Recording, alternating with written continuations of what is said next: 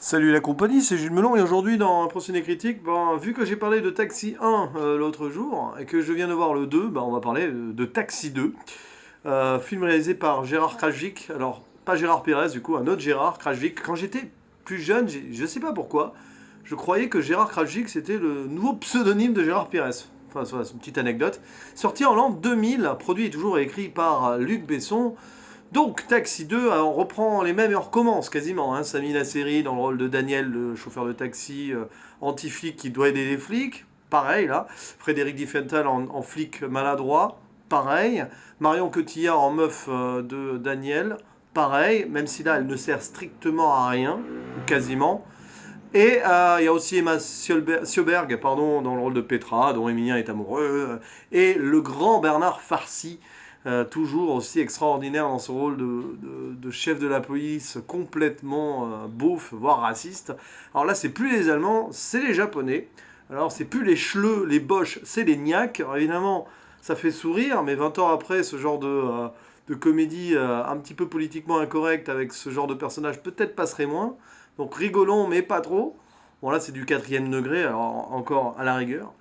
Rajoutons pardon, à cela un nouveau personnage qui apparaît, c'est le père de Marion Cotillard, enfin de Lily dans le film, joué par Jean-Christophe Bouvet, un très bel ajout. Jean-Christophe Bouvet, pour ceux qui font le rapprochement, ou pas du coup, je vais vous le dire, c'est celui qui jouait Martoni dans La Cité de la Peur.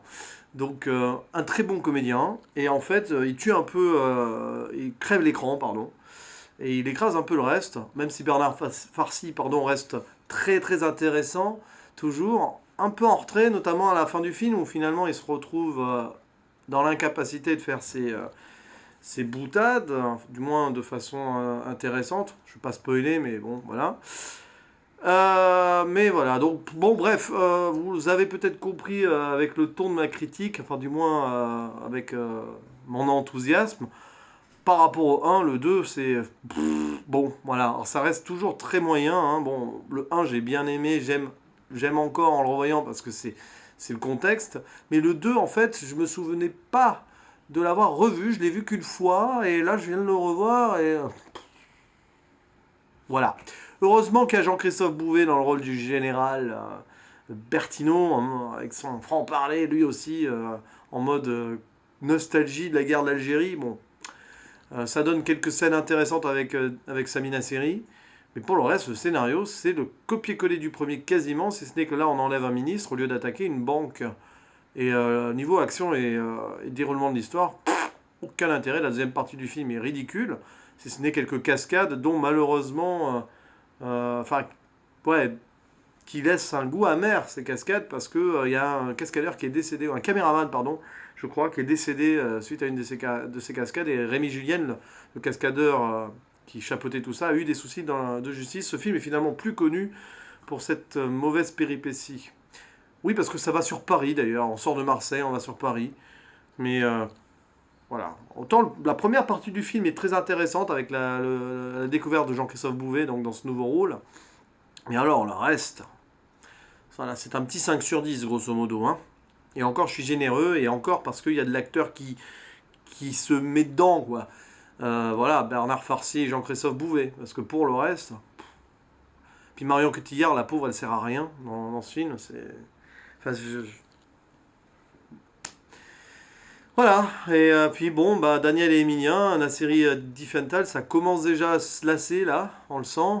Et ouais, ça tourne en rond. C'est un film qui est... Alors, quand on pense qu'il y a eu le 3 et le 4 derrière... Alors, pour le coup, c'est le 3 dont je me souviens, que je reverrai sûrement. Si j'en parle, là, c'est que je le reverrai. Je me souviens de certaines choses, donc en fait, j'avais presque zappé le 2, et je peux comprendre pourquoi avec le recul. Voilà. Donc, Taxi 2, c'est clairement de la comédie française oubliable. Et par rapport au 1, ça vaut pas forcément tripette. Et encore, je sais que beaucoup de ceux qui vont regarder cette vidéo vont dire ouais, mais le 1 déjà était pas bon, qu'est-ce que tu vas t'embarquer dans le 2? Mais j'ai envie de revoir avec le recul. Et je reverrai sûrement le 3.